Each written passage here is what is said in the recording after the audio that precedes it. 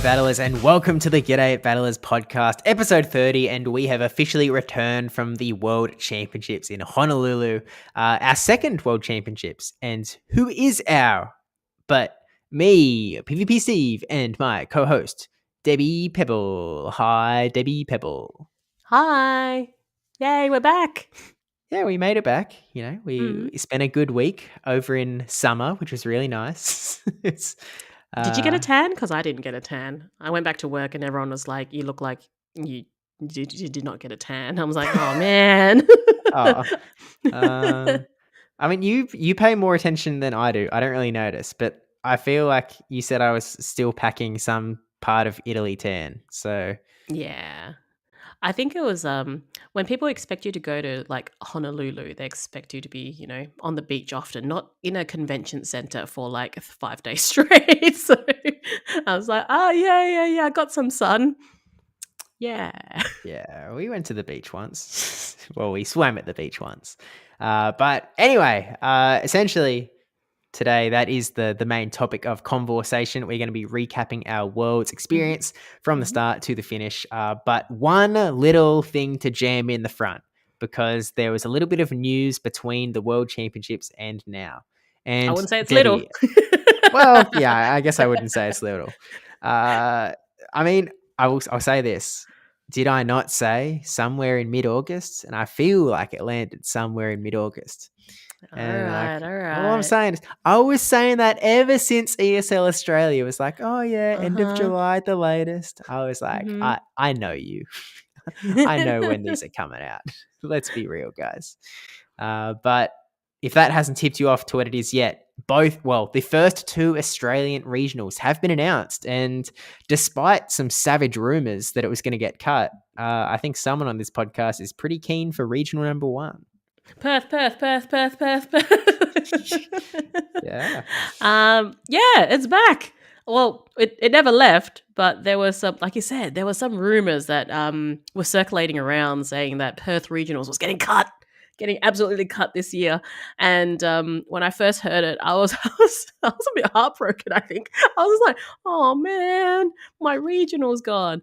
And but I accepted it. I was like, okay, look, we can't always have it in Perth. It can go to Adelaide. It can go to the other capitals, whatever. So when it got announced that it was in Perth, and not only in Perth, but Perth this year, like it's in December. And that was a bit of a spin. I was just like, oh, it's literally like, what, under 4 months away. Yeah. I mean, I'm so happy for you that your regional hasn't been cut. Unlike, some of us who had our regional cut in the 2023 season and haven't seen it since. It's cool. It's cool. It's whatever. I don't know. You can have it back.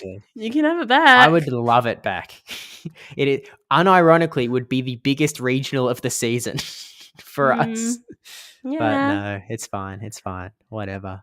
But yeah, essentially Perth Regional will be in December, the first time that we're we're going to have back-to-back Perth, but we're also going to have Perth in the December slot, which has traditionally been the Brisbane Regional slot. And so Brisbane Regional has been pushed back to the end of March. And ESL Australia has then said that there's one more regional to announce that's going to be later than Brisbane. So there's no weekends left in March. So April, May, or June, it's got to land somewhere in there. And I wouldn't put my money on June. So I don't know, maybe late April, but we just have to wait and see. The smart money says that it's going to be in Melbourne, because Melbourne is sort of like it's got a decent balance for tournament size, convention center capacity, and price of hosting. Because Sydney would be a bigger regional, but it's a much more expensive regional for them to host. So smart money says Melbourne, but we just have to wait and see on that front. Yeah, I mean, like, it'd be great if it was Sydney. I think you guys, since you skipped out a year, it'd be nice to have it back there. But it just really doesn't seem like it'll be outside of Melbourne, given OCIC, Melbourne Regional, just all the ducks aligned for there. And plus, I wouldn't say it's central, but it's a little bit more middle. I mean, again, this is a statistic that as soon as I learned it, I've been spitting it out left, right, and center. And I'm not talking about the top 16 at world statistic. I'm talking about the 85% of Australia living on the East Coast. to which Sydney is basically the center. Like, it's essentially the central. Like, really, I mean, come on now. Come on now. Okay. But anyway, there are anyway. there's a lot of shenanigans around the sort of regional dates, and there's some intricacies in terms of travel awards, especially. But we're sort of going to loop back around to all of that at the end of the podcast. We just sort of wanted to get these two out at the start, sort of the regional dates, because we felt like they're the big important announcement for the Australian season. And I don't know if you've noticed, but this podcast does have a little bit of an Australian lean from time to time. From time to time. Might be in the title name. I don't know. Battlers? I suppose. Oh, I guess. I mean, the way we say it, battlers. It does make me think of Speediest Chief's Australian accent, because those were the words that he was really honing in on the most. Words like butter, spider. He did really battler. well with them.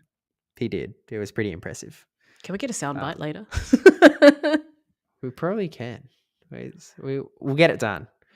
Can we try for maybe this season / this year have more sound bites? Just to add in every now and then. Yeah, I mean, like, we don't at the moment. We're just living with the podcast inbuilt ones, because it's been a while since. Well, from time to time we do a recording in a Discord call, especially when we have one Australian in particular who has been on this podcast many times, who doesn't have the technological capabilities of being on this recording software. And there's more ability to put sound bites over there. I guess we could probably install some sound bites on this end, but we'll look into it. We'll put it on the to-do list. Okay. But that circles us back around to the main topic of this episode, and that is the World Championships. So, Debbie, give us a run through of, because technically, well, I guess your journey towards Worlds started first. My journey to Worlds? Oh, because I left from Perth. Right. I was just like, hold on, we got to Honolulu at the same time. Why did mine start first? I'm like, oh, right, yeah. Yeah, Perth to Sydney. I left at 6 o'clock in the morning. It's a roughly a 5-hour flight. Over on the way there, I think we landed like 10 minutes early. So, that's a win. Anytime there's like, if I land early or things go on time, I just think that's a win when it comes to travel. And yeah, then, I saw all the messages from everyone being like, where's everyone at the Sydney airport? And by the time I landed at the airport and I got out, I saw, I'm like, hey, I recognize that backpack. I recognize the back of that person's head. Which was very much, then Steve got, very much hug tackled from me outside of the check-in area. So I was just like, yeah, let's just check in now.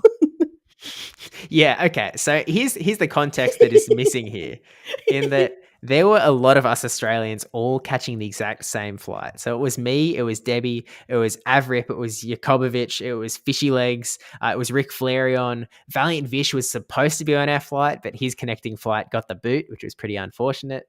So there were a ton of us here, and I was pretty slow to get to the airport because there was a massive rail delay between Newcastle and Sydney. So I was just like, the train that I was on was supposed to leave a full hour earlier.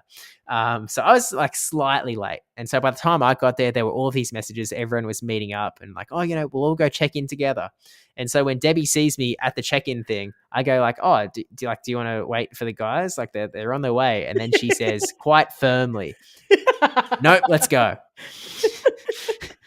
So I was like, oh, I mean, like, okay.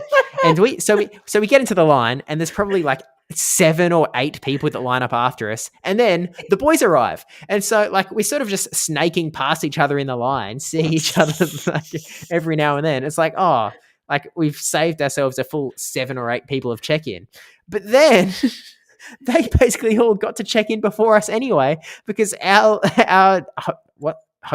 receptionist check-in lady, she like got confused with where our gate was supposed to be and fact-checked herself 2 times by the time that everyone else had already got checked in and got given the right tickets. So what was it for? My thought process was that my bag was heavy and I didn't want to take that to the food court, where everyone was They were gathering. coming to us. No, they were at the food court. And I was like, oh, no, it's okay. It's just, anyway, moving on. Look, this is a great start to the trip and probably like it's a premise for the entire trip. Yeah, so we haven't left Sydney yet. But anyway.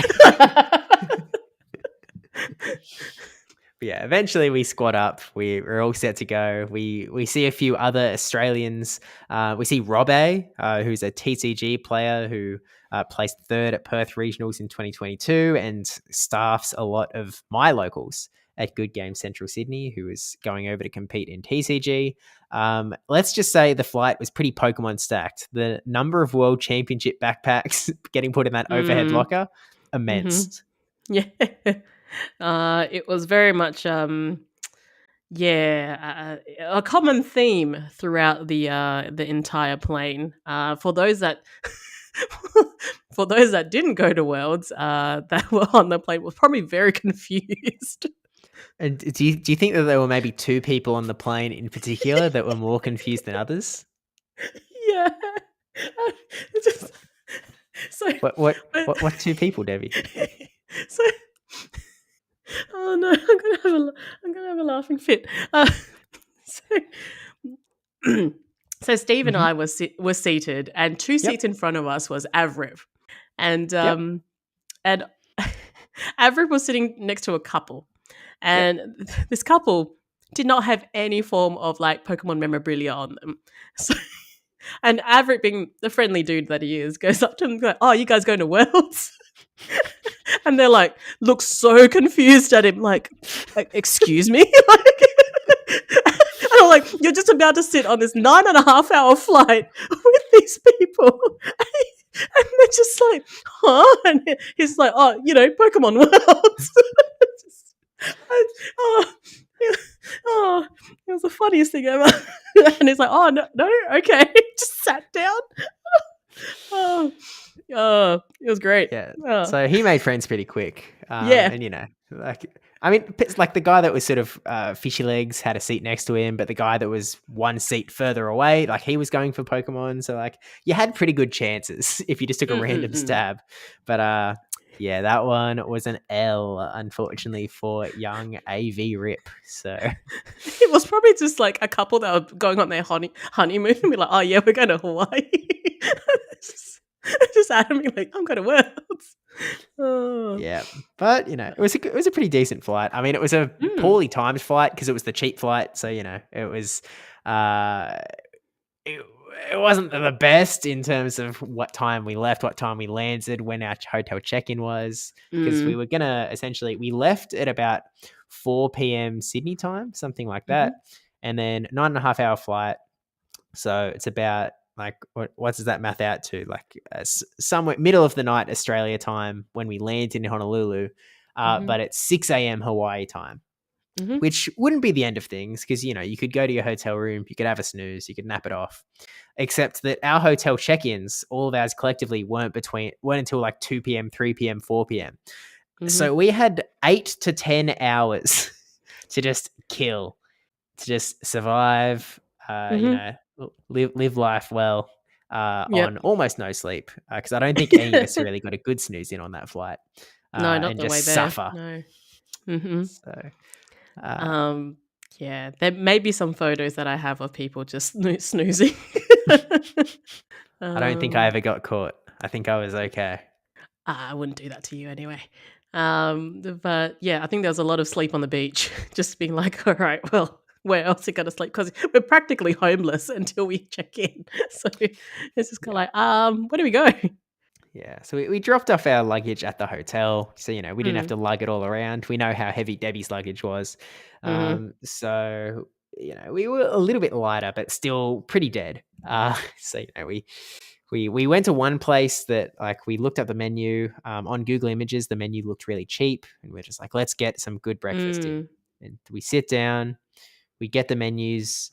The prices are literally double what they were online, like literally double, which not just a little bit bigger, just like they had been multiplied by 2.0. And so we were all like, okay, we need to eat. We need sustenance. We don't need it this bad. So No. we, sort of just had some drinks, got some coffees into most of them.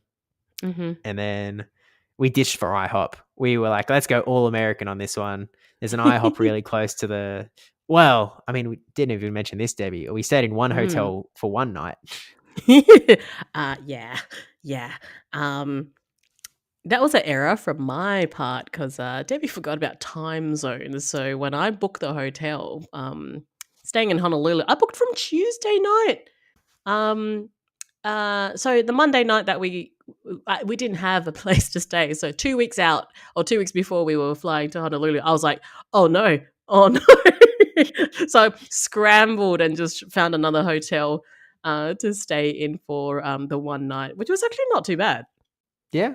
I mean, it was sort of, I feel like it was one of the hotels I was looking at originally, when we were booking. But despite all that, and a lot cheaper.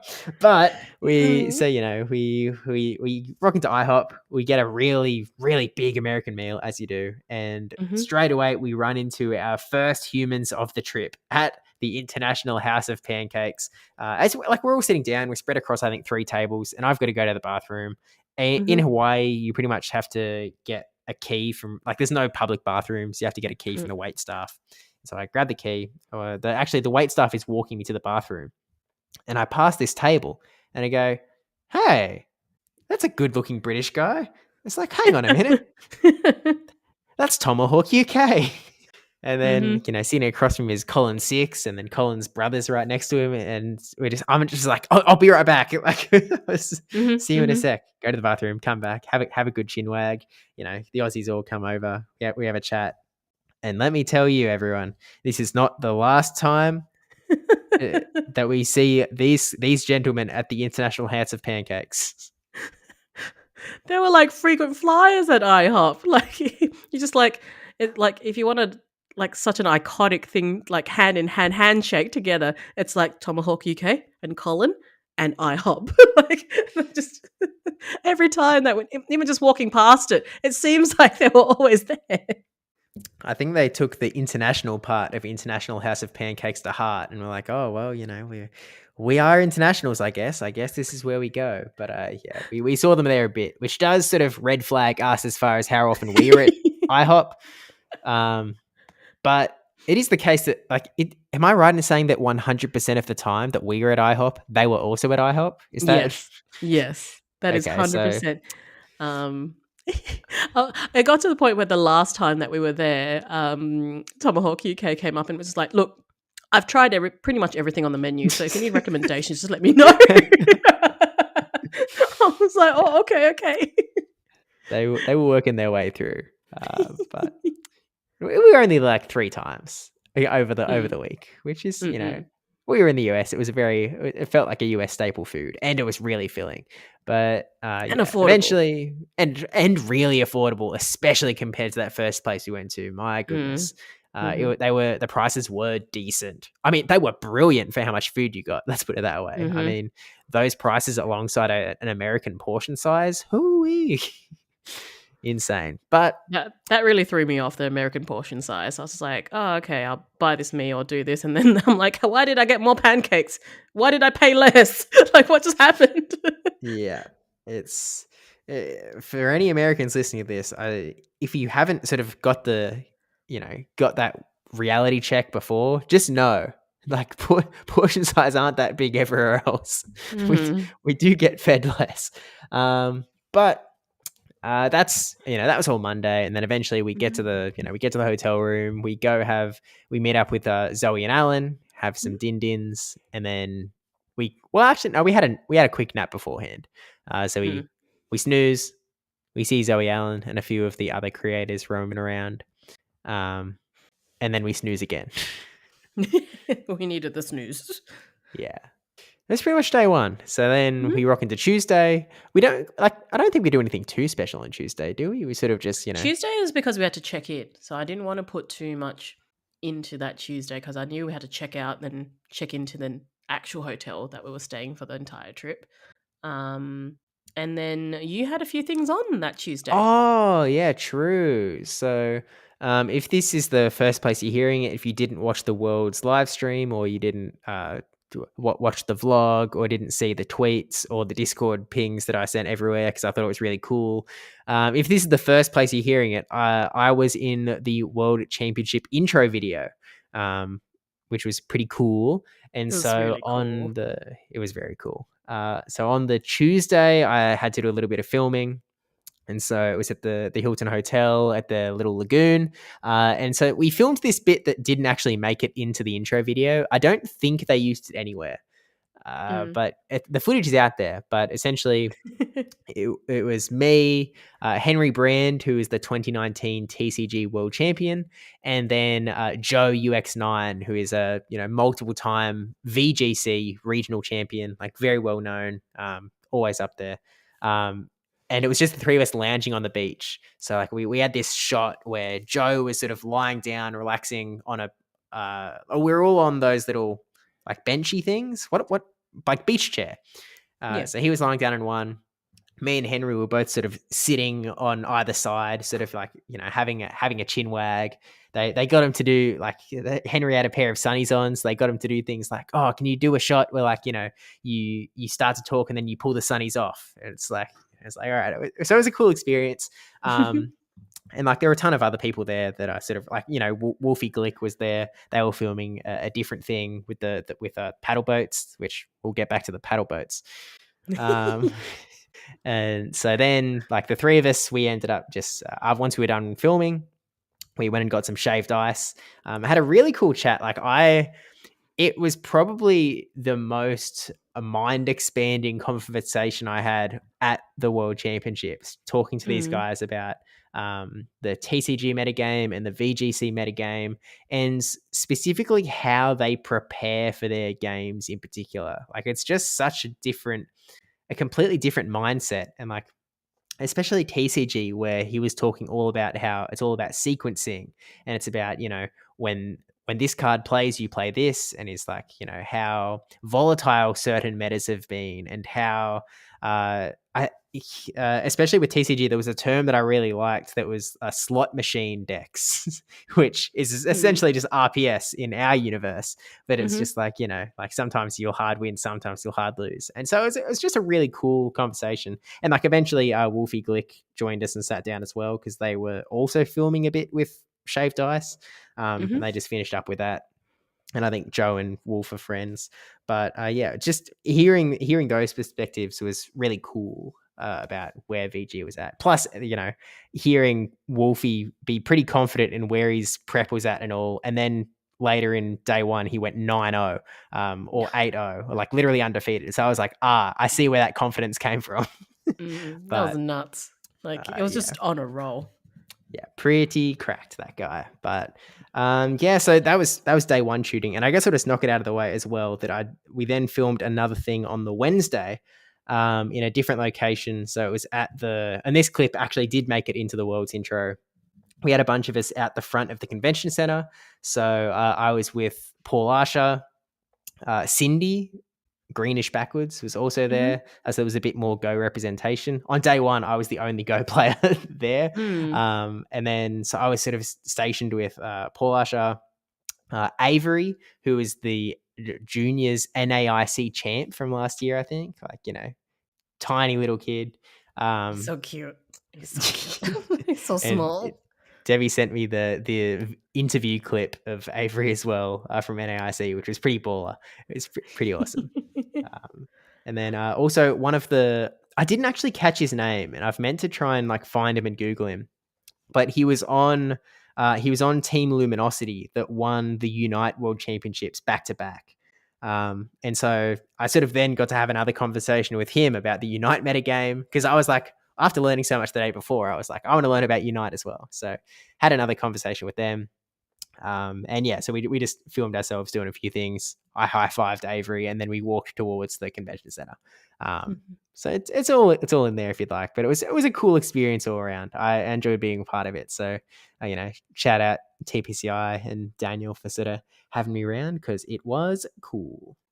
Yeah, But I think it's really nice to have those intros and have Go players in there as well. And I think in the past, looking at the intro videos, it's usually not a lot of representation for Oceania. So I was kind of like really like happy to know that you were going to be a part of it. I was like, oh, that's going to be look really cool, just to you know. And I think it's unfortunate we can't go back to the Twitch stream when it was first. I suppose, broadcasted, but I imagine there was a wall of Steve when they saw you there. oh, you never know. But I will say Henry Brand, the TCG guy, is also Australian. So Ah. shout out. They paired us up. Um, I don't think I saw him there on day. Oh no, he was there on day 2. I'm not sure where they had him standing. It must have been on the other side. Um, Mm. they had Wolf and Joe on our side, and then I think pretty much everyone else is on a different section where they were filming them. But anyway, what else sort of happened in the Tuesday Wednesday window? Tuesday, Wednesday. Wednesday we picked up our media passes. Was that it? No. No, no, no, No, I no, think that was no, no. Thursday. Pokemon Center.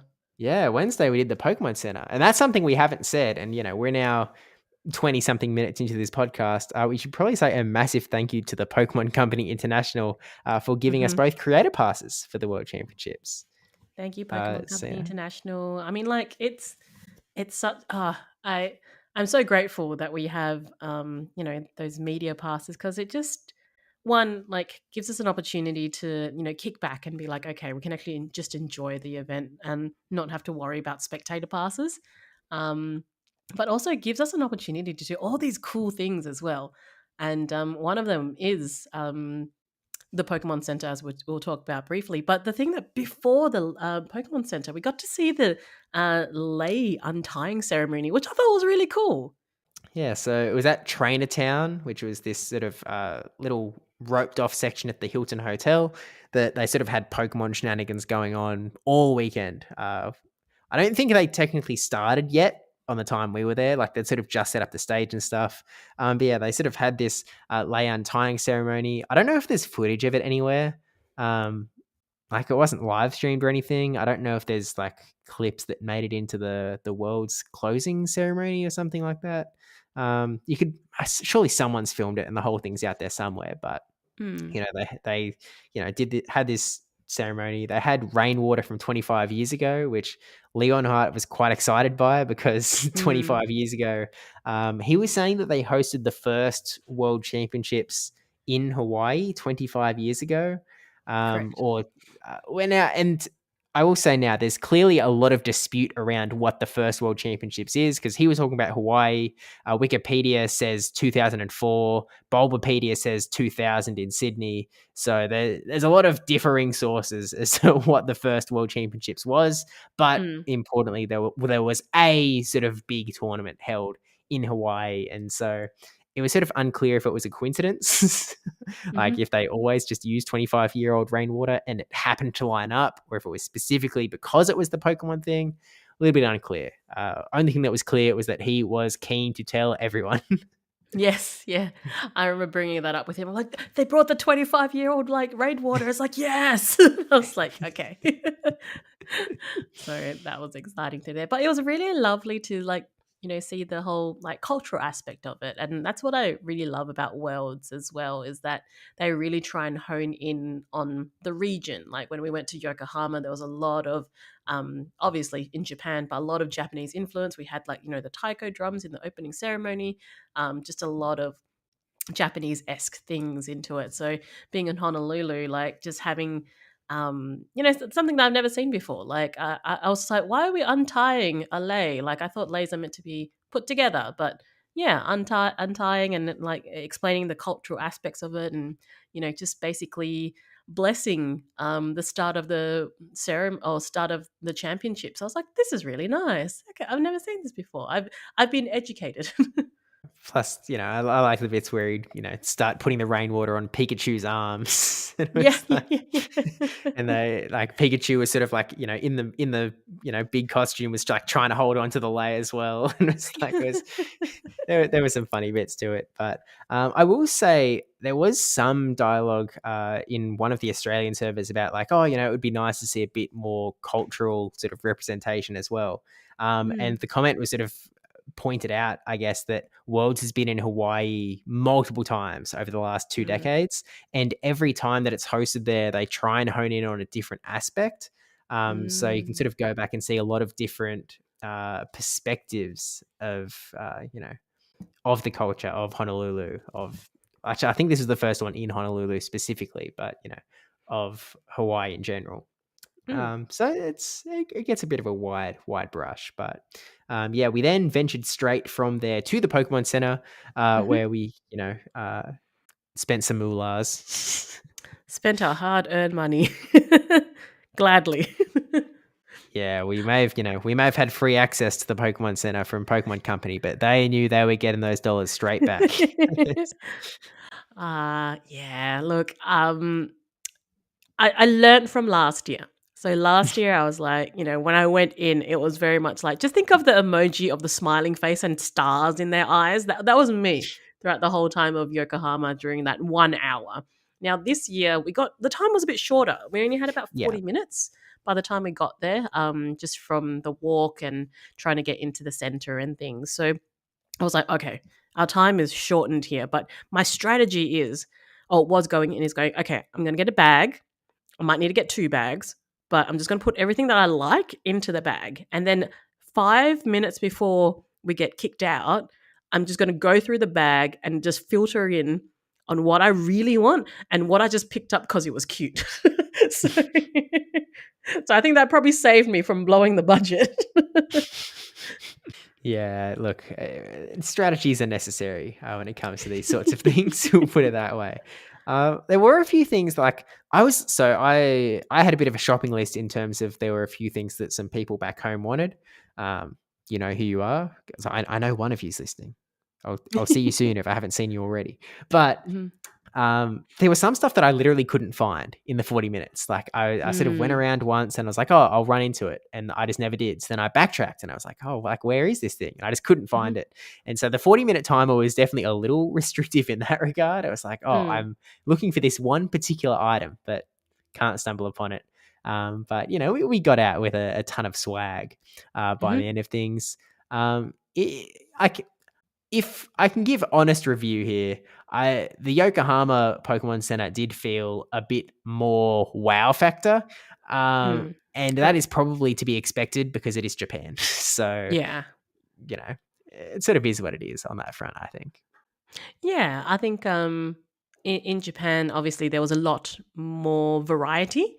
Hmm. Not that this one didn't have variety; it was just more the fact that Japan just had more. And Yeah. um, yeah, and that's just it. That's okay. It still offered a lot. I mean, I did get my Zoomerall pin and my Zoomerall plushie, so Debbie was a happy person. Um, yeah, and we got one of the, I suppose, hot ticket items, um, Mm. which was the Bear Walker skateboard. No, That was not uh, going to fit in my suitcase. I don't know how much faith you had in Finnegan and yours. look, by the time that we actually left Honolulu, my suitcase was like spot on. It was like 19.7 kilos for the 20 kilo luggage. So Oh, I no, no. was, I'm not talking about the weight. I mean, like physically, like it would not actually fit into my oh no, luggage. you would carry it. This, You'd yeah, carry yeah, it. yeah. Yeah, yeah, yeah. But no, the items that were, I suppose, on the hot ticket items that we got was, well, the ukulele. Mm, the Hawaii special. I mean, they I actually mean, had a booth where you had to walk up to the mm, booth. You had to say, "Hello, person behind the booth. One ukulele or one bear walker, please." And then they'd sort of give it to you. And like I think it was a reasonable measure because it sounded mhm. like in years. Well, last year they actually had no limit on the skateboards, right? No, no, they had no limit, and it was just people just taking like a good handful. So probably like 2 or 3, and just going to the checkout. Yeah, which a little bit wacko. Even this time, like I actually accidentally grabbed two of one of the you can only have one items, and like complete accident. I wasn't trying to game the system or anything. And so I was like, oh, so sorry. And they just took it back. They were like, Mhm. we're not letting you get through it too. And I was like, yeah, I didn't mean to. I don't want to. I swear. Yeah. You But totally did. Uh-huh. I, oh man, I shouldn't have said anything. I just wanted 2 Pikachus, okay? It was an accident. I saw it in 2 different sections and was like, oh yeah, I'll get one of those. Mhm, mhm.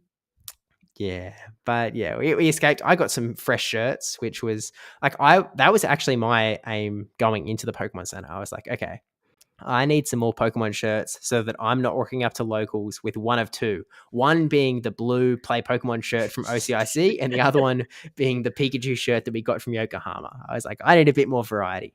To be honest, I didn't find much variety that I was sort of looking for. I think I got one. Oh no, we got 2 shirts.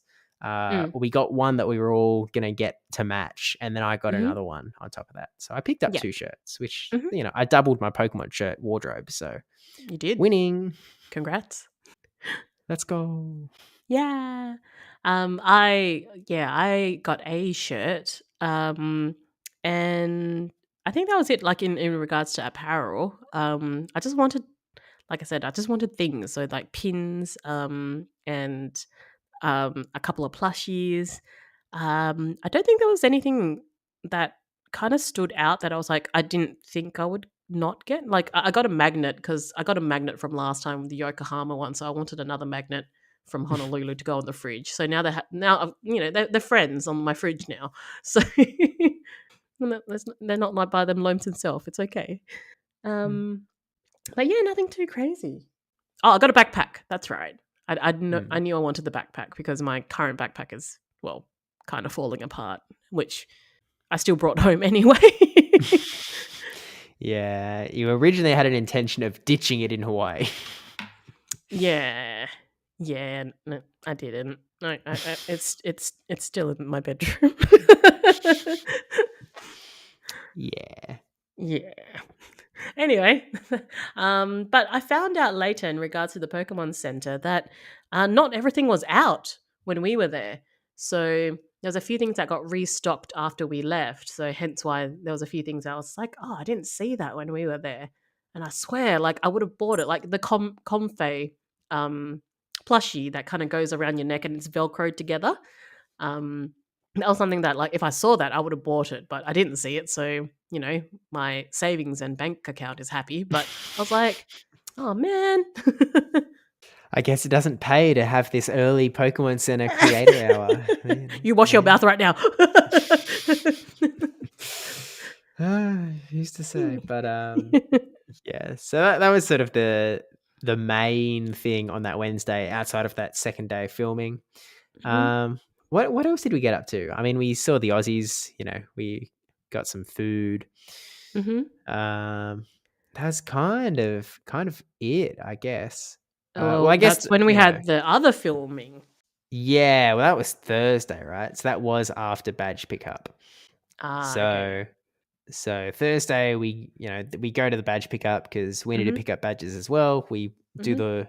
the same thing we did last year of do a walk down the competitor line and just see absolutely how insanely long it was. It was so long that if you haven't heard about this, listening at home, they were literally turning people away. They were like, we're not going to let you get in the line. It's too long. Come back later. Oh, it's Mm, just like, oh, yikes. yeah. Yeah, And there there are was a also lot of competitors just rumors. really confused, just being like, do I wait? Do I go? Like, will I get registered on time? Will I have, yeah, and the rumors, you go. There were rumors that they weren't going to have enough merch for the competitors, Mm, because they sort of like said themselves like we can't guarantee that we have enough, and so it was kind of like, well, we want to get in early so that we get our stuff, but you're not letting us in the line. So do we just like wait around until you let us in? Do we go and do something else and hope that it's going to be fine later? So it was a bit of like unnecessary stress, I think, on that front. mm, I didn't hear any stories about people not getting their competitor merch, so it sounded like everything was cool by the end, but definitely mm. some level of unnecessary stress, especially when some people had plans that afternoon. They were like, Yeah. my plan was to come in this morning, pick up my merch and then go to a hike. I have it booked in for 4 p.m. and now they're telling me to come back at 5 p.m. It's like, well, do I try and line up at 2 p.m. and then like Yeah. I might be in the line too long and I'm not going to make it to the hike. Like there are a lot of those sorts of shenanigans. So a little bit dicey. I mean, one of the benefits of next year's World Championships being smaller is that they will have less people in the line. Yeah. But yeah, a bit of a dicey one, but is what it is. But we picked up our creator badge. We got some free pins from TPCI as well, which was cool. Yeah, that was nice. Just to deck out our lanyard a little bit more, which was a really cool lanyard, by the way. I digged it, dug it, Yeah, dig it, dug trio with it. diggle dig, trio. But yeah, no, it was just really nice. Like having that little, I wouldn't call it creator lounge, but it was just a little area that where we got registered and to meet all the other creators that have also just landed or just got there as well. And yeah, it was just nice to get the media pass and deck out our little lanyards. I picked a Jigglypuff and a Great League badge, which I was like, yay. Yeah. Lando Alpha, my goodness, that man, he got not only a Great League one, an Ultra League one, a Master League one, and then he got a family of Tandem Mouse and Mousehold. I was just like, I'm like, yeah, you go. I was just too bashful. I was just like, oh, I'm just gonna grab 2. I'm good. Yeah, I mean, I also rocked the Great League one, and then I had a cool little Pikachu hanging out as well. But yeah, then we did get into, I mean, my day number 3 of filming, where we had some extra Australian cameos because we got to film a cool little segment that was played during the World Championships. Yeah, and I was like so happy to be involved. It was a lot of fun. Obviously, thank you to yourself and Butters for arranging. I suppose, would you call it a skit? I don't know the layout. Just You could call it segment. A skit. The segment. The segment. But yeah, it was it was a whole lot of fun. I kind of didn't quite know what the go was until we actually did it. I was like, okay, what are we doing? I'm like, it's like, all right, you go on the paddle boat. I'm like, okay, cool. It's like, all right, you get to that corner and just like get in. I'm just like, okay. But it was just really, I wouldn't say difficult. It was just more like, I've never been on a paddle boat before and you can't stay in one spot. Let's put it that way. Okay, and again, for those that are missing the context here, so essentially what the segment was that Butters and I would be standing on the beach, and Butters would essentially, like, I would have, and like we sort of went through a few design iterations of what this segment was going to look like, and the final segment was essentially born when Daniel, the producer at TPCI, Daniel Z, he sent a photo of Wolfie and Co. on those paddle boats from that first day of filming. And then it was kind of like, oh, we see the vision, we see where this goes. And so essentially my task was to run through all 9 Australian competitors that were attending the World Championships, sort of, who they are, in a short time period. So it was against a rush. And so the final rush ended up being, we had Debbie and Zoe Two Dots, and we had them both in a paddle boat each. And we had no concept of how difficult they were going to be. We didn't know how far they could get, how long I would take to sort of run through the Aussies. It was a lot of unknowns. And so we just sort of took a stab. We were like, okay, Debbie and Zoe start about there, race towards us on the beach. And we'll just say that, Steve has to finish all 9 Aussies by the time that you hit the beach. Not knowing how that was going to work. No. And then, you got sent around the long way.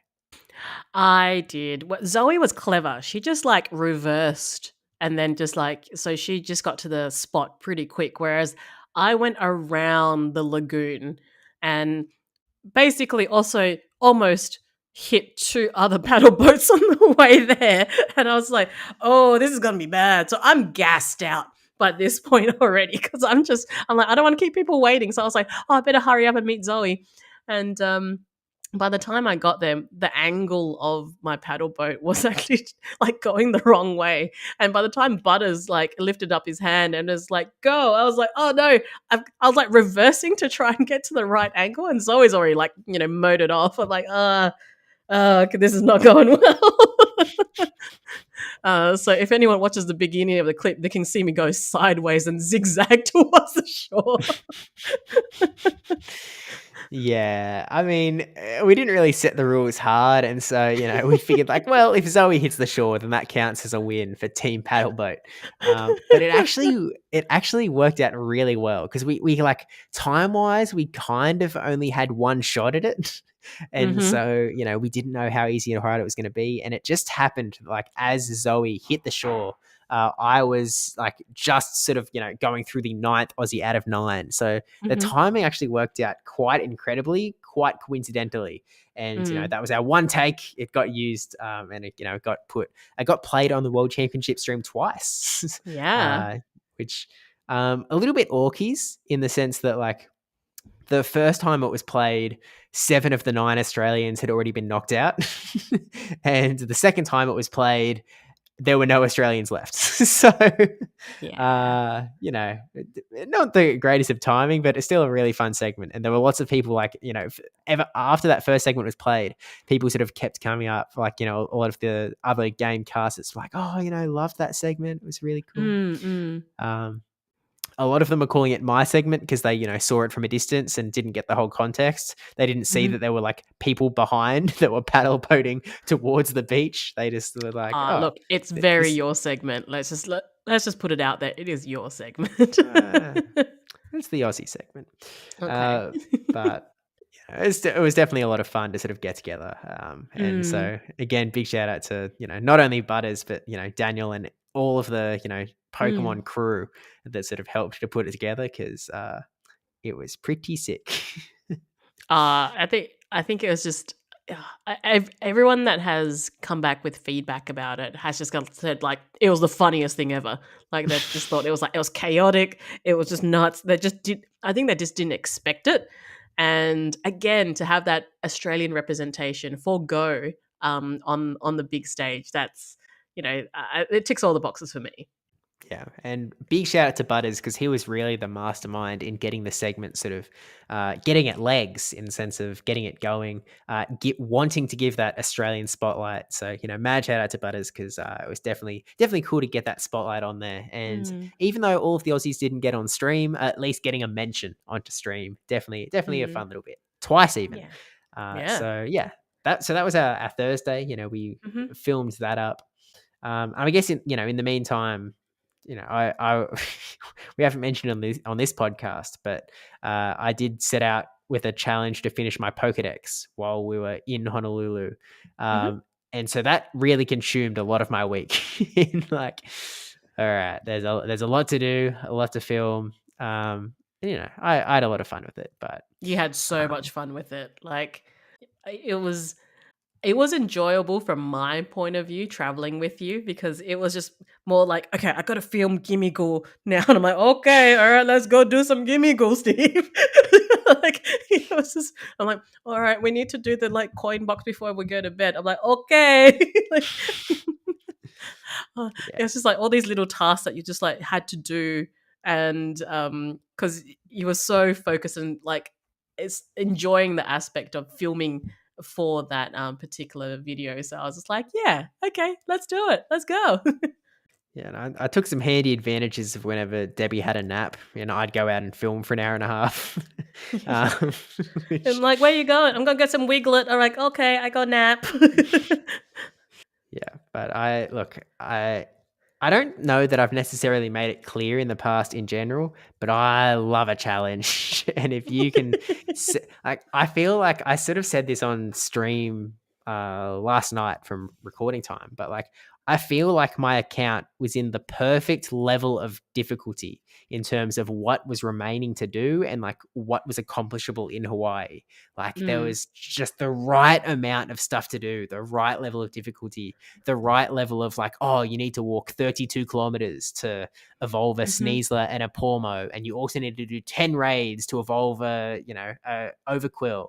And so like there was just I really felt like it was a really good level, and Mhm. also the amount of rare candy I needed. So all a Yeah. coincidence, but a really, a well-paced challenge, I think, and it definitely was a ton of fun to, absorb a lot of my focus. Especially in the days leading up to Worlds. It wasn't as much of a focus once Worlds like proper kicked off, but uh, you can sort of tell in that Pokedex vlog, the majority of it is filmed pre-Worlds Mm. because it then didn't become the biggest priority. Yeah, until afterwards. Yeah, until afterwards. Yeah, But yeah, you spoiler. can you can watch the vlog if you want to. Mhm, There's mhm. some twists and turns in that puppy. Let's put it that way. The challenge gets challenging, but It does, but yeah, yeah.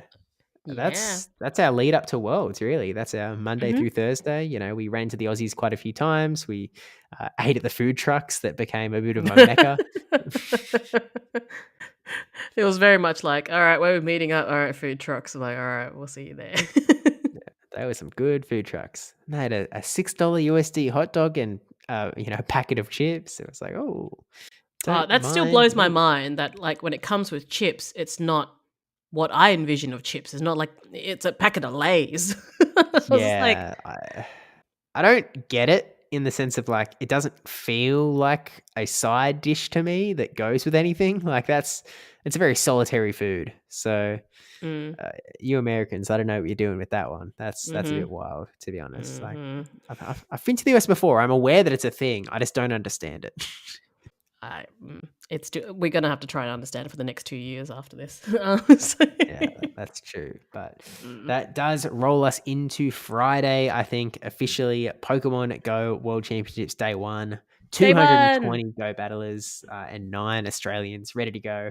We roll in at 9 a.m. There's a lot of confusion about the bracket because there was some conflicting emails about some people starting at 9 or 11 and then they changed it, yada, yada, yada, blah, blah, blah. Mm-mm-mm. We cobbled together an Australian photo as well. We managed to Mhm. collect all 9 Aussies, which easier said than done. But then plus ourselves, Zoe and Alan, the full Mhm. Aussie squad. We got Yeah. a quick snap at the start, which is Mhm. always good. Not our Opening biggest Aussie contingent, but No, but still solid. solid. I mean, given the year that we've had and that, locals only started from March and we only had locals for 3 months and 3 regionals and yeah, just it's not the biggest, but it's also like still pretty solid. Yeah. Look, they made a showing, that's for sure. But Hmm. yeah, so day one kicks off. Most of the Aussies don't get on stream. In fact, there's only 2 Australians that actually make their way onto stream, Mhm. which is, always nice to have more than that, but 2 is pretty good. The first one being the one and only Valiant Vish, Mhm. who was on a pretty crack of a run. I think the first time he was on stream was like maybe his winners round 2 or something like that. When he managed to get the win against Bulk, and then he Mhm. got put on stream again in the winners finals, where he was one match away from winning, from getting to day 2, which would have been Mhm. his third day 2 appearance, which would have been really cool. Unfortunately, he got shadow bastied. He Yeah. safe swapped his Altaria. Bastidon came in. It was Mm. GG's. Mhm. uh, Unfortunate to say the least, and then ended up getting knocked out in the losers bracket prior to qualifying for day 2, which is always sad, but Mm. is what it is. And Yeah. then the Aussies mostly battled through the day, not on stream, so they had really good results though. Mm. Do you want me to go through the results? Or actually, should I prompt you for the results? We're going to do a butter segment part 2. Who's All on the right, paddle Steve, I'm going to boats? name the 9 Australians that played at Worlds. We're going to go start from top. Are you Uh, ready? oh, Butters, I'm ready for anything you could throw my way. All right. 3, 2, 1. Avrip. O2, Yakovovich. 4-2, Valiant Vish. 2-2, Fishy Legs. Oh, Fishy Legs was the GOAT. He went 6-2. It was pretty wild around that one. Mikey Morgs. Mikey went 3-2. Rocket Claire. Claire went 1-2. Z-Tab. Z-Tab went 3-2. Although I Gone think one of 1000. those was a no-show. Oh, yes, that was right. Gone 1001. Gone went 4-2. Cracker first Flareon. showing. Rick went 3-2 as well. Is That's that it? all of them? That's a That's 9. 9. Yeah, That's 9. that's 9. So yeah, it was like 2/3 of them went positive, which is kind of nutty. So the stat that was getting thrown around was that the Australians won more matches collectively than they lost. So big ups. It was also the highest match win rate, like a higher match win rate than North America, then Latin America, then Europe, only beaten by Asia, who did have the eventual world champion. So I think a pretty good showing on the whole. Mm-hmm. Yeah. So No, shout out Aussies. Yeah, I'm proud. I'm proud of everyone. Like, I think everyone did really, really well. Mm-hmm. And it was said a few times by a few people in that, like, because this World Championships was so much bigger than previous World Championships, I think Caleb actually mentioned it specifically with relation to Valiant Vicious tweet, because he was like, he sort of pointed out how his world's finishing ranking was dropping year to year.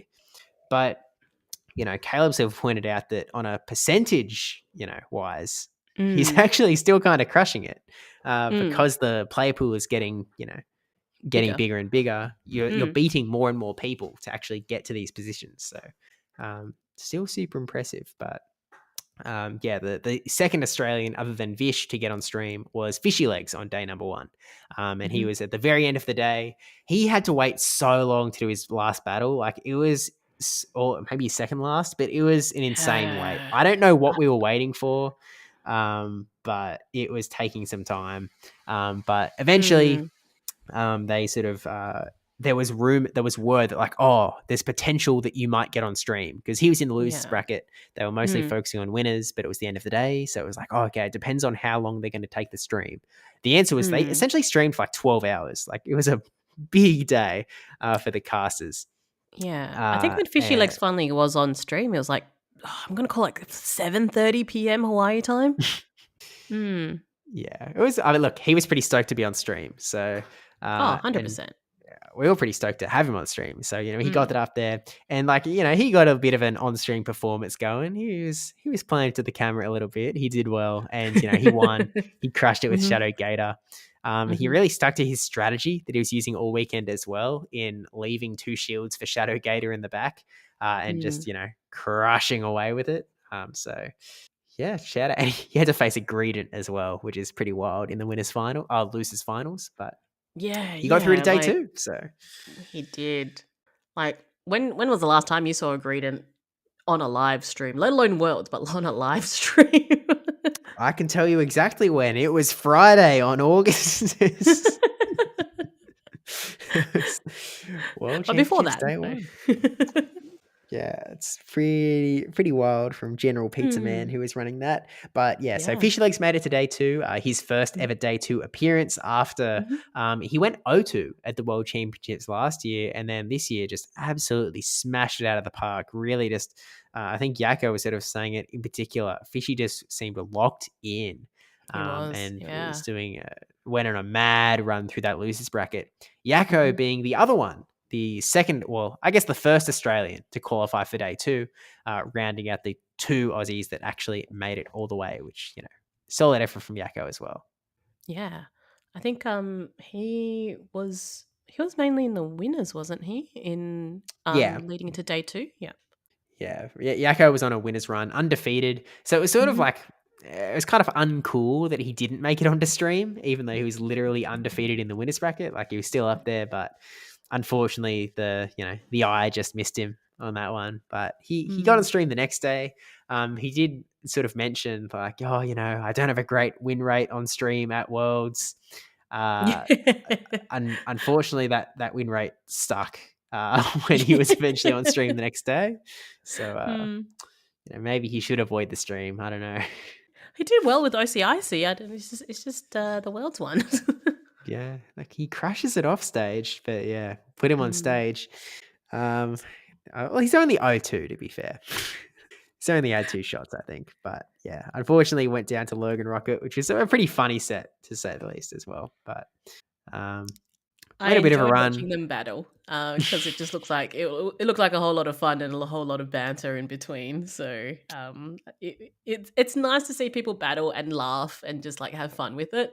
I know it's Worlds. I know it's meant to be serious as well, but when you see people just just having a chuckle in between, and I think that's really lovely. Yeah, especially when it's like, in game 2 of their match, they like Yakko was in a hard losing position. Like he just could not win. And they just kept throwing charge move after charge move after charge move. And it's like they mentioned on the cast, like, he's running this game as long as he possibly can. And then like it all finished off with Logan Rocket throwing a resisted grass knot into Mandibuzz. It was like, it's pretty goated. Yeah. I mean, like, if you're gonna do that, if you're in a poor situation and you're like, you know what, I'm at Worlds, I might as well get all this like camera time as much as I can. Yeah, I mean, Avrip, got his BM in last year as well on stream. So Yakko Seems to be a definitely. tradition with the Australians. Is that why they're not putting it on stream? Is that? Oh. Is there a trend here? Hmm. I mean, I never saw Vish doing any BMs, but OCIC, no. Anyway. yeah. So unfortunately, even going into day 2, they got knocked out in top 24. So we didn't get any Aussies into the top 16, but they both absolutely crushed it. Again, Fishy Legs literally finished with a 6-2 record, which it means that he beat 6 Worlds qualified battlers, which is just no other way of putting it. And I was doing some quick maths as well. I was looking at the Djokovic and I was like, where does that actually put him as far as most games won? Because people who had more of a winner's bracket run, you just don't face that many opponents. I don't remember the exact statistic because Djokovic was a little bit wonky when I was looking at it. The data was a little bit wrong. I assume it's fixed by now, but let's just say he was ranked pretty highly as far as total win rate. So should be pretty proud. And it was the highest finishing Shadow Gator in the tournament as well. So big props. There we go. Can we coin it like, that's his Pokemon now? Like if you were to, do we need to get a pin for him? I mean, I guess he's got enough of a rep that it's like his if he has to pick one. But in the sense of like people see Shadow Gator, they think of Fishy. I think he's got to do one more tournament before that. Because I mean, it did win NAIC. True.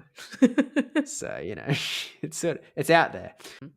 But regardless, did a really good job, and all of the Aussies did a really good job. Like again, probably the best overall record for Australia at the World Championship. So, well, I mean, they did pretty well in the first year, to be fair, but there weren't that many Aussies. Like they're only the 3 competing, so a little bit different. Oh, it's good. I think it was a good run. I think everyone. Again, I'm very proud of everyone and all their efforts that they did. It was a weird Worlds in the fact that like a lot of the, I suppose, players that I thought would go into day 2 didn't quite make it to day 2. So to kind of like juggle and wade through all that and still come out with like some really good positive results. I'm still very impressed. Yeah, I mean, like you had people like someone that many people consider to be the best player in the world at the moment, Junebug 97, literally go 0-2, 0-4, didn't win a single battle. Like World Championships is kind of a wild stage when you just literally only have the best of the best. And so no match is easy. And to be able to perform at such a level, like these guys kind of cracked. So really, really well done on the whole. And I was glad that like towards the end, we got to watch a few more of them battle on the little table stream to TVs. Because we didn't get a lot of that on day 1, although it sounds like we missed Valiant Vish battling off stream versus Charming Chinder. He was like, hey, you guys didn't watch. I didn't hear that from him. Oh no. Yeah, it's just like, oh, I didn't know it was, on the TVs because there were so many people playing at that point that the odds were pretty low that you would get put on the TVs. But Mm. when they were, we tried to watch when we could. But yeah. Oh, I didn't. Oh no, sorry, Vish. Oh no, I feel really bad now. He'll get over it. He got on stream twice. So then, True. so then obviously we ended up with the we also had at the end of day 2 Clash of the Casters Grand Finals rematch, which I thought was pretty Yes. groovy. Inadequates versus Arosha Babyface, who were running teams quite similar to their Clash of the Casters teams. Inadequates running his Giratina, Rocha running his Talonflame with Fly Bravebird. In Clash of the Casters, Rocha ended up taking it out, but this time Inadequates, learned from his mistakes, I guess, from those battles and was able to eke out the win. So apparently they were talking about it backstage in the lead up. Yeah. It's like, oh hey. Here we go again, hey? But So I think that you need to take in some credit for Inadequate's run. basically I'm the guy that should really be thanking. But you know who else should be really thanking me? The other grand finalist, Yakai0904, because Yakai was also the winner of the APAC Clash of the Champions that I hosted the other month as well. So all I'm saying is maybe you should start jumping into the tournaments that I'm hosting because it sounds like it brings success. Or Like does there's a success trend. bring you the invites to these tournaments? Who's to say? It could be either way around. It's a 50-50 shot. So Chicken or the egg. you're welcome, Yakai and Inadequates. What about Mato? Yeah, I guess I've never. Well, he came third, so if this year it just needs to play it. No, I kid. This guy. I remember, in the beginning of our podcast when we were like, saying things about EU and saying things about NA, and now we're really hitting the Latin Americans. Yeah, I mean, to be fair, this was not the greatest World Championships for Latin America. They had a few standouts, but as a region on the whole, it was not the greatest of win rates. Last year's was better, yes. Yeah. Last year's was better. This year wasn't that great, but I think what sort of overshadowed their performance at Worlds was NA's performance at Worlds, which after just their dominance in the last 2 years was abominable this year. They did not do well. Like there were all of those comments about like, especially from North Americans, like, oh, EU is so lucky they had Scaffo because he was the only one who, was going the distance at Worlds last year. Like he was I don't know if he was the only one in the top 16, maybe he was the only one in the top 12 from Europe. This year, that was NA's position. They had out of pocket hit the top 6, and that was about it. So, they're lucky they had their NAIC champ. But didn't push it all the way. So Aussies did well though, so that's all that we care about. Exactly right. Let's go. We had our flag, we had everything. Our flags are. But we also had our first ever APAC World Champion. So huge shout out Yakai 0904. Now, I will say, I think this is the first World Championships that I said this to you as well. I really felt bad for Inadequates. It felt like such a fairy tale sort of tournament. Like, he'd done all of this stuff all season. He'd been casting these tournaments. He'd been hosting these tournaments. He won Utrecht special event. Like it felt very, very fairy tale. Yes. And then going to the grand finals with a really strong team matchup into Yakai as well. Like I think he said that he was 7-1 in the scrims that he did. And the team was just looking really strong. So he went in confident, and then unfortunately for him, Yakai just made some crazy team reads. He just was able to read Inadequates like a book, knew exactly what Pokemon he was going to be bringing into those grand finals, and was just able to punish him severely for it. And so I, definitely a little bit heartbroken for Martin, but Yakai played his absolute guts out. So don't take me, don't take my words to mean that he didn't deserve it or anything, because Yakai also cracked, like literally never Mhm. dropped a match, all Nope. world championships, which Mhm. also pretty insane. And I think also, I mean, like for yourself and for myself, that we've heard of Yakai. Of Mhm. obviously with APAC being so close relations to Australia.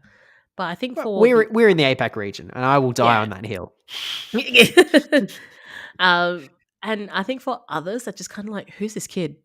Just like, who's this 16-year-old that just just turned up. Now, for those that are notice on the GBL leaderboard, they probably would have noticed Yukai's name. However, like just because APAC doesn't really get live streamed or I suppose like more notoriety, now it's just kind of like, okay, APAC, yeah. Like it definitely shines a bit more light on there. So I'm hoping that kind of moving forward into the new season that maybe they'll do a little bit more for APAC. That would Mm. be cool. But yeah, I think it's awesome. Imagine being 16, going to Hawaii for a weekend and walking away with 20,000 USD. Yeah. Just all of the dialogue about how like he almost didn't go to Worlds because he was like, he had a test to study for, and Yeah, then yeah, when he got home, he was like, oh, I'll wait until the weekend for my big long tweet because I have to study for this test now. It was yeah, just like, yeah, yeah. it's awesome. But yeah, pretty pretty wild run, and like, yeah, Mm. also like I don't think we've mentioned it here, but I'm sure everyone sort of knows by this point. He also went 0-2, 0-4 at last year's World Championship, like literally didn't Mm. win a battle. And so Yeah. then coming to this one, never dropping a match, like winning the entire thing, becoming the Pokemon Go World Champion. Pretty big step up from 15 to Hmm. 16, I would say. Yeah, it's just and I think he really just focused in and was just like, well, I don't want to just be known for as a GBL player. So he really just started focusing on tournaments and Yeah, in like, show six, pick three. And he Mhm. mentioned that in his interviews at the end, right? Talking about how like, yeah, I think he was playing in like Inadequence's weekly tournaments, which is such a Oh. wild thematic like finish as well. It's just kind of wild. Um, it's like, I sort Mm. of I haven't got to watch the whole thing back. I've watched about half of Yakai did a Twitch stream as well, and follow Yakai 0904 on Twitch. Mhm. Mhm. But he did a bit of a recap of his worlds run, and like he does seem very appreciative of sort of everyone as well, which is Mm. it's I don't know. He seems like a really nice kid. I didn't get to interact with Yeah. him too much at the World Mhm. Championship, but we'll see where things go. I do like once they announce the Asian qualifying circuit this year, I'm gonna like see if we can potentially get a stream going. I'm a little bit pessimistic on it. It doesn't seem Mm. super likely because it's run by the Pokemon Company and not the Pokemon Company International, and it's Mm. online, so it's a bit more. You have to get them all on Discord or something as opposed to just plugging phones in. So Yeah. it's a little dicier. I am less confident that it could happen, but I'd Mm. like to see it happen. And if Yeah. not, just really pushing for them to be shown after the fact. Like I know Mhm. this year, your Kai's battles were actually shown off by our Perth regional co-caster, Rise to Occasion. He made Mhm. a YouTube video of your Kai's run. And so like sort of making sure that stuff does happen. I Mhm. mean, have to throw a little bit of shade at Anacor here because I did ask for a lot more of that APAC footage. And then he was like, yeah, I'll get it to you. And then dropped off the face of the planet. So, The Bermuda Triangle that he went into. yeah. So I would have liked to make a few more videos, but that Anacor guy, man, can't trust. But As soon as he left Australia, just now. yeah, tells you something. But with that said, we'll see what the APAC circuit does look like coming into this season. Maybe they get Mhm. more invites. At the very least, your Kai's invite is guaranteed. So Yeah. good to hear on that front. And then, they got to raise up the trophies as well, which is Yeah. always super cool. So Mhm. big shout out Yakai and Inadequates and Marto as well, who, Mhm. played his heart out too. Everyone did really well. But My favorite that about the was ceremonies is just always just the Pikachu is always so happy, and it's just like, it's always just bouncing around in the back. Yeah. No, just me. Okay. Well, our position watching the closing ceremony, like with not the closing ceremony, but I guess the trophy ceremony, I don't know, was partially blocked by that Pikachu. Like, they'd be like, yeah, Kai, and then everyone would be clapping and cheering, and then we just couldn't see anything for a bit while Yakai walked out from behind where the Pikachu was, and then eventually he'd come around and say, it's like, oh, there he is. So if Pikachu could get out of my eye line, that'd be a little bit more helpful, but is what it is. I had no problem with it. Look, nothing's going to beat the excitement of that Pikachu that we saw at the Pokemon Center. That was the most excitable Pikachu of all time. It was hype Pikachu. It was just like, I was so happy. I want to go back. Well, August 2025, Anaheim is the upcoming World Championship. What are your thoughts, Debbie, actually, while we have the podcast stage on the upcoming Anaheim, San Francisco World Championships? Well, you were sitting next to me, but as soon as they said it was like Anaheim, I think I looked at you. I'm like, "Where's that?" Because I had no idea where it was. I'm like, "Is that Europe?" I'm like, and then you're like, "Oh, it's in California." I'm like, "Oh." So, yeah, that was my thoughts. Like, oh, okay. And then the second thought was like, oh, I don't need to get another Esther for another year. Sweet. But then you do anyway, because then it's back to the US again the year after that. So, is what it is on that front. I personally didn't mind that it's US back-to-back. I mean, back-to-back-to-back, mainland US back-to-back. What I mind is that it's California twice. I'm like, just a different state. Yeah. I had a chat with one of our locals here, and she said, like, it's so different, North Cal and South Cal. Like, it's gonna be like, it's worth it. I'm like, I don't know, it's the same state. Well, I heard this. Like, I don't know who was arguing about it on Twitter or X, but I think it was a European that was like, Americans, we understand that you're gonna say that, like, North California and SoCal are totally different vibes, totally different cultures. Just understand that to a European, it's all going to look American. It's all going to look the same. It's not the difference you're going to see between France and Spain that are right, that are, neighbors. Like, they're going to be way more different than NoCal, SoCal. So, as much as they say that, I don't know how true that's going to be. We'll find out, I guess. We'll find out. I don't think I've ever been to. Actually, no, that's a lie. I have been to both. I don't remember one of them though, so we'll find out in the future. I haven't been to either. So obviously, if you haven't figured it out yet, I mean, you've been through LAX. Oh, I've stayed a night in LAX. Yeah, that's around. So you get it. I mean, if that counts as you get it, then sure. Like at what is it, Tom Brady International? Sure. Yeah, you get it. I get how inefficient it is. Oh yeah, but it is what it is. We'll find out. We'll see, folks, in Anaheim. But I think that's any other thoughts on the World Championships before we sort of circle back to the Australian regionals and such? No, it was great. And then finished up, closing ceremony, found out the dates, and a few new announcements, Morpeko.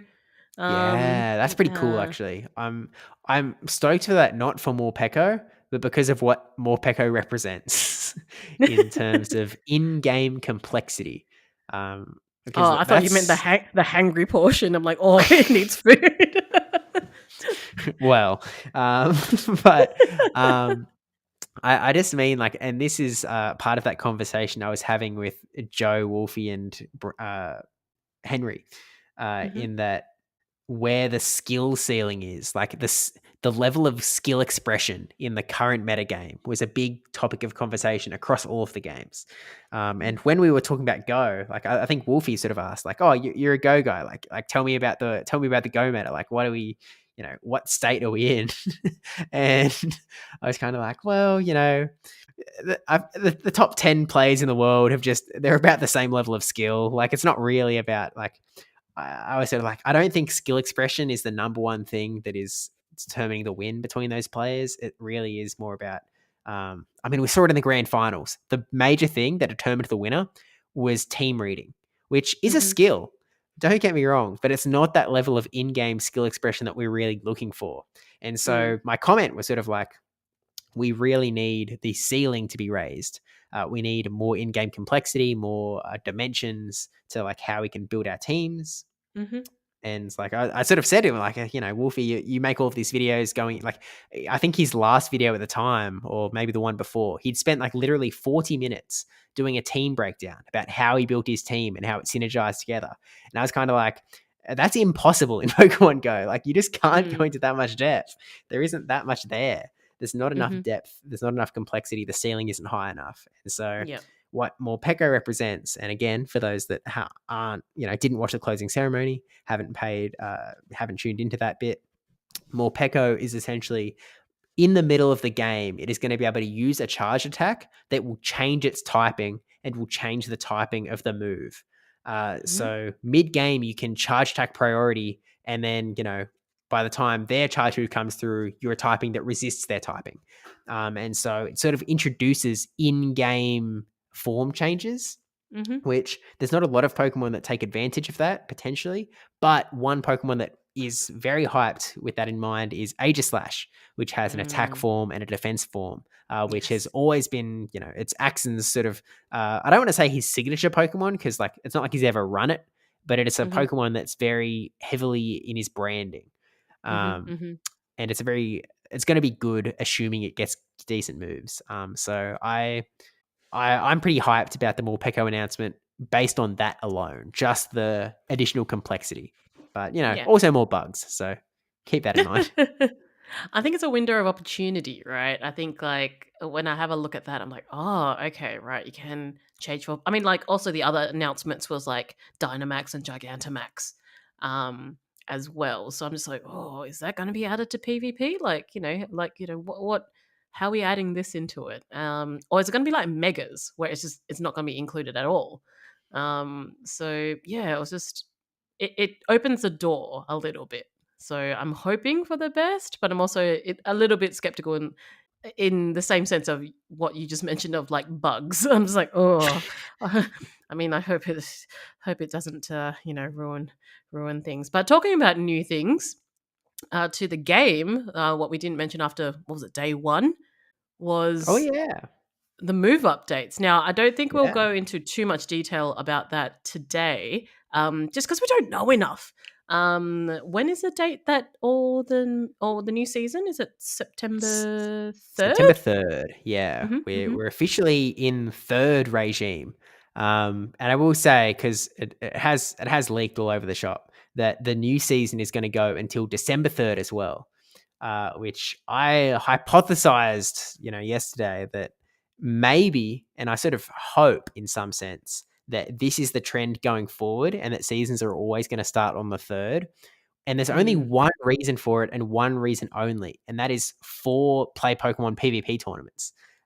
Because anything that sort of has a tournament on that sort of first, second window, there was that sort of overwhelming risk that like, oh, the meta's going to change halfway through the tournament. And so specifically for the Bologna tournament, they actually pushed it back to starting on the 3rd. And, 2 seasons later, and it's still going 3rd to 3rd. So it's sort of like, oh, interesting. Like, have they kept it for us? Or are they just like, it just happens to be 3 months and they just don't want to fix it by cutting a season 2 days short? I don't know, but yeah, I think it's cool anyway. If that's the way it's going to go, I mean, like looping back, Perth Regionals, December 7th. So we're going to have only a few days to play around. I suppose if there's any change ups after that. which there will be. I've my opinion on these move updates, which again we won't dive into too much detail, partially because my philosophy is very much we don't really know yet. Mm-hmm. I mean, Agree. we can say that everything you love is going to get destroyed in terms of Body Slam is gone, Counter is gone, SmackDown's gone, Not the Raise League is Smackdowns. gone. It's all gone, gone, gone, gone, gone, gone, gone. Everything's going to change. But the example that I've mentioned probably 5 times in the last 3 days is Steel Wing. When Steel Wing got buffed, everyone was like, everyone simmed it. Everyone made YouTube videos talking about what team's going to be good, what Pokemon you should prioritize. Here are some teams you can run in the first few days of Go Battle League. And then the move update drops, and Steel Wing is twice as good as people thought it was going to be. Niantic super buffed it. And so I was like, oh, all of those team things are wrong. All of the PvP Poke Sims are wrong. Like, it's a completely different meta. Skarmory is all of a sudden incredibly good. You still see Skarmory all over the World Championships. It was literally on Yakai's team, wasn't it? He landed it into that Wigglytuff. And so, like, that just wasn't predicted with the speculative new stats, which, by the way, Niantic, just tell us the new stats. Like, it's seriously, like, we don't need this will they, won't they sort of shenanigan. Like, oh, is it going to be +1 or +2? It's unnecessary. You tell us the damage, tell us the energy values as well. Thanks. Well, thank you for listening to my TED Talk. With that in mind, I feel like it makes more sense to talk about it after the stats are in the game. So, maybe we talk about it in the next episode. But yeah, but I've also said this a few times. I thought it was really cool being in the Worlds crowd while it was being announced. Yes, yeah. I think what I really liked about it is like in the World crowd, obviously where we were sitting at was it was all for Go. And when there's 2 players on the stage, like someone's cheering for someone else. So it'd always be like, oh, let's say it's Inadequates and Yakai. Like, there'll be a fan, like, people going for Yakai and people going for Inadequates. When it came up to the move updates, we were all one. Like, everyone was cheering. Like, everyone was on the same boat. Every time that something got announced, it was just like everyone was cheering. So I felt like it was just it was really nice, honestly. It's just like, oh, all these bunch of people understand what's on the screen. And we're all excited for changes. And I thought it was a brilliant energy. And I think when you've got some footage on your vlog and also on Twitter when the announcements came out, and it was such joy. Like, people were jumping out of their seats, there were fist pumps, they were just like it was just such an uproar. It was really nice. I said it in the video, and I think it's still the case. It was literally my favorite part of Worlds Day 1, which is really weird in a lot of ways, but it was just such a vibe in a lot of sense. It was really cool, and it was really funny, and it was really awesome, and there was a lot of cool stuff happening on the screen, and it was literally like the cheers were louder than they had been all day. Yeah, yeah. Screw all day's battles, and no one was cheering as loud as they were for those move updates. Yeah, and it was like the end of the day. It was like 8 p.m. I think by this point, or something along those lines. And everyone's tired. We've been there, like I said, almost 12 hours by this point. And then all these move updates come in, and we're like, yeah. And probably one of the reasons why I lost my voice as well. But it was good times. It was worthwhile. Mm-hmm. It was a cool experience, but I guess with that said, are there any other final comments about the World Championships before we move into Aussie Zone? No, I think I'm good. I think we've nicely tied it up with a little bow in regards to Worlds, and and again, thank you the Pokemon Company International for the free access again, and just being able to attend Worlds like that. It was such a joy. Yeah, it's a really cool experience, and being at Worlds in general is a really cool experience. I got to meet so many people this year that I either didn't get the chance to meet last year, or they weren't at the tournament last year. People who I didn't even know existed, to be completely frank, last year. For example, RNX Legend Push, who is one of the Asian battlers who performed really well with a Shadow Giraffe rig in the Dracoviz Journey to Worlds tournament. And like, Mm-hmm. watching that run, I was like, oh my gosh, this guy's a legend. And so, then getting to meet this guy at the World Championships, like it's just, it's really cool. And he also happens to be the youngest qualifier for the World Championships. He's only 13. So How it's just, crazy. which is just awesome. So awesome. So really, really, and, so many other people as well. Getting to watch Enhoff absolutely crush it with a full Alola team as well. I mean, we didn't even talk about that. And like, I mean, man, I love Spice, but my gosh. Like when she showed us her team and it was like, it's a full Alola region, I was like, it's really fun. It's not going to get that far. My gosh, I was wrong.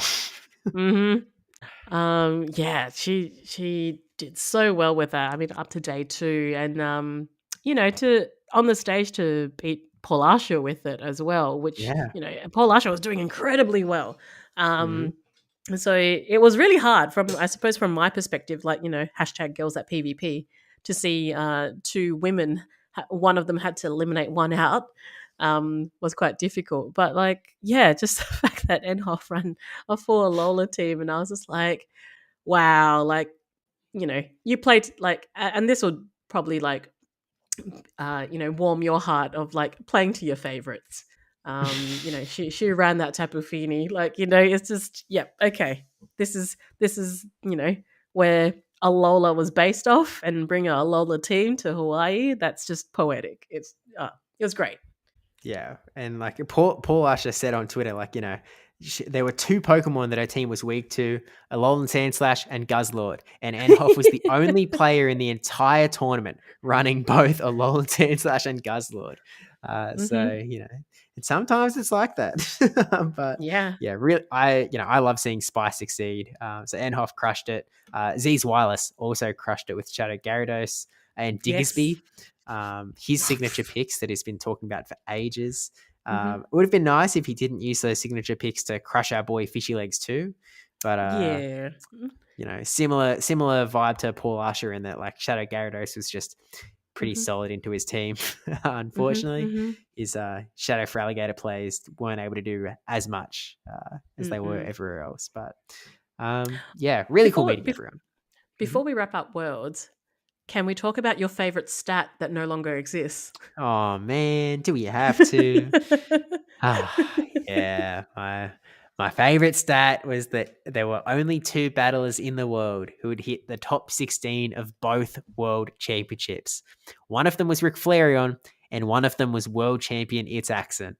Unfortunately, they got matched up in like losers round 3 or something like that. So one of them, had to knock the other one out from contention for the stat, and Rick Flareon was actually able to knock It's Axon out of the tournament. But then then Rick had to go and play LNDS Harjeff, who then knocked him out of the tournament, which unfortunately there is no one who has made top 16 of all 3 world championships. So I might need to find a new statistic. That's all right. But how crazy that Rick and It's Axon were like versing each other. I thought that, I was just like, oh, as soon as I saw them pair up, I was just like, oh no, Steve Stat. That was the only thing that went through my head. I'm like, oh, does he know? Yeah, look, I mean, they're also like 2 of the people who I liked the most in that tournament. So like, as a whole, I was like, oh man, do they really have to knock each other out? That's lame. Uncool. If it was winners, it's another story, but if it was losers, you're like, oh man. Yeah, boo. But oh well, it is what it is. Harjeff put a stop to it anyway. But okay, this is going to be attempt number 4. Yes, done with Worlds. Okay. All right. But Worlds was so cool. I mean, Honolulu. No, okay. So this has already been a pretty long episode. So let's wrap up by talking about the Australian region, who, as we mentioned at the top of the episode, it's been announced the first 2 regionals will be Perth and Brisbane. and the third one will be to come. But on top of the Perth existing, which we all believed that it was going to no longer, we we didn't mention it in the podcast. I felt like it was bad manners to mention rumors sort of before while they were still rumors. But for those that don't know, the rumor that was spread from East Coast to West Coast, the entire country had heard this rumor, was that we were going to have 4 regionals this season. Perth was not going to be one of them. We'd get Sydney regionals back, and we would also have an Adelaide regionals, in addition to Brisbane and Melbourne. Evidently, that rumor didn't eventuate, but it was the rumor that was spinning around, which I thought was cool because we would have 4 regionals, and that's just hype. But Perth lives on. We only have 3 regionals, but there's a quirk here, and the quirk is not something I love. And it's the timing of the regionals with relation to the Travel Awards. So this is something we talked about in the last episode, how the LAIC Travel Award was given to a period of time that we literally didn't know was happening. So okay, these 4 people, these 4 Australians get a Travel Award, whatever. Like, lock it in. At least we have a regular season now in the lead up to the EUIC Travel Award. Well, as it turns out, we are going to have no regional tournaments in the EUIC Travel Award window, which means it's essentially going to be down to 2 things. Number 1, locals, where there's going to be a strong contingent coming in from New Zealand and a strong contingent coming in from Perth, the 2 strongest local scenes in all of the Oceanic region. One of them because New Zealand was already well set up, and one of them because Debbie is just a gun. And has absolutely crushed it with the local scene in the Perth region. So I'm good at what I do. That's putting it lightly. So all of us other guys are like really struggling. We're like, well, we can't compete with that. And so the only other way to get points is to travel internationally and try and get points elsewhere. The big opportunity being LAIC, but the 4 travel awards were given to 4 random Australians in some sense. So it's kind of like, well, the LAIC. So what was it? It was Rick, it was Yusei, Yusei Domatsu, and Zetab. Zetab, yeah. Which, so 2 Australians, 2 New Zealanders. Yeah. And maybe like random isn't the right way to put it. Obviously, like, Rick won Perth in that time. It's not like nothing happened, but like, as we said before, basically a random selection of 4 people in the sense that, Avrip was 5 points away. It's totally random who ended up on the right side of the line in this thing that we didn't know existed. But, now it's kind of like, well, maybe you need to go to LAIC and pick up some points if you actually want to get the travel award for EUIC. So it's all a little dicey. I don't love it. In fact, I would go as far to say I dislike it. But here we are.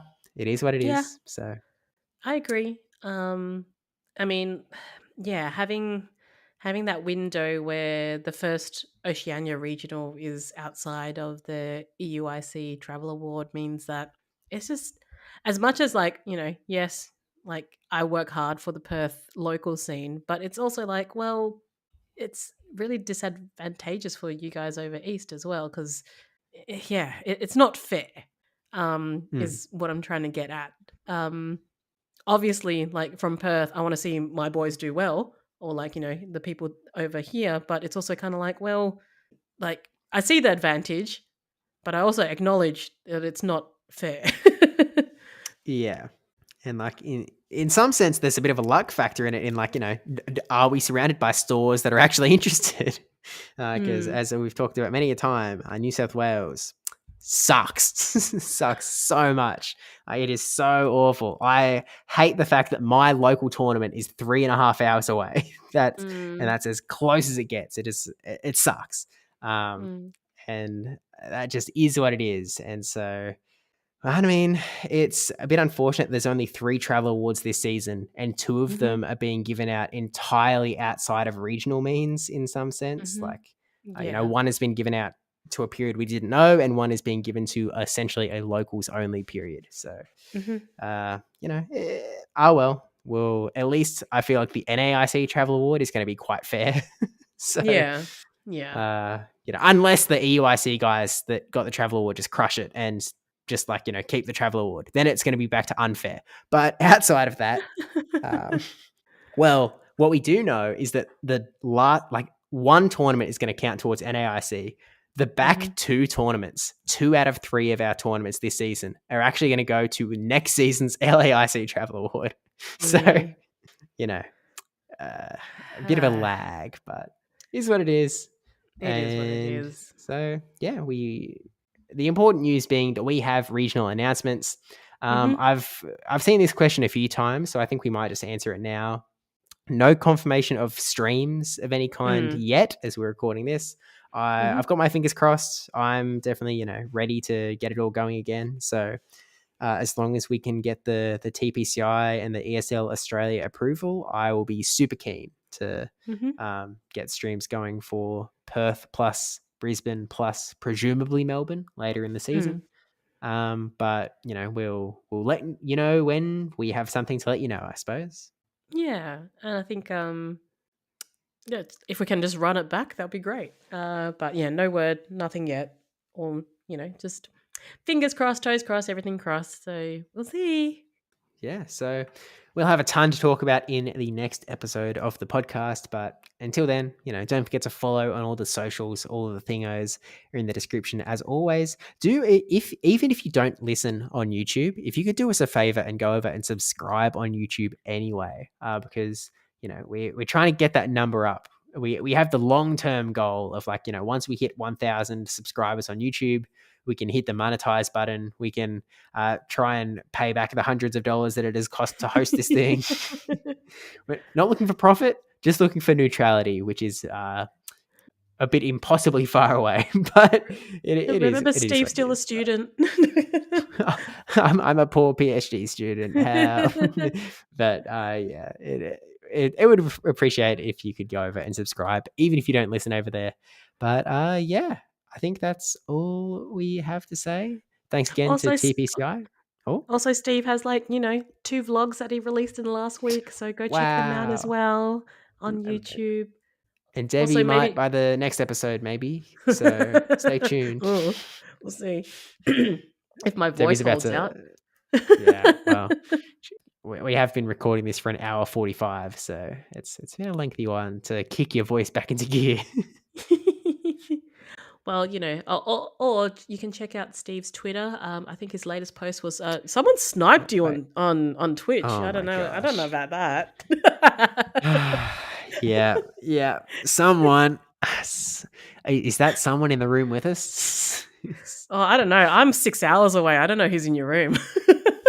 6 hours? You're thinking Hawaii time. You said on some podcast that I live 6 hours away from you, so I'm just like, all right, 6 it is. Oh, right. Yeah. The 6-hour plane trek. That checks out. I see. Okay, but bye. All right, see you next time.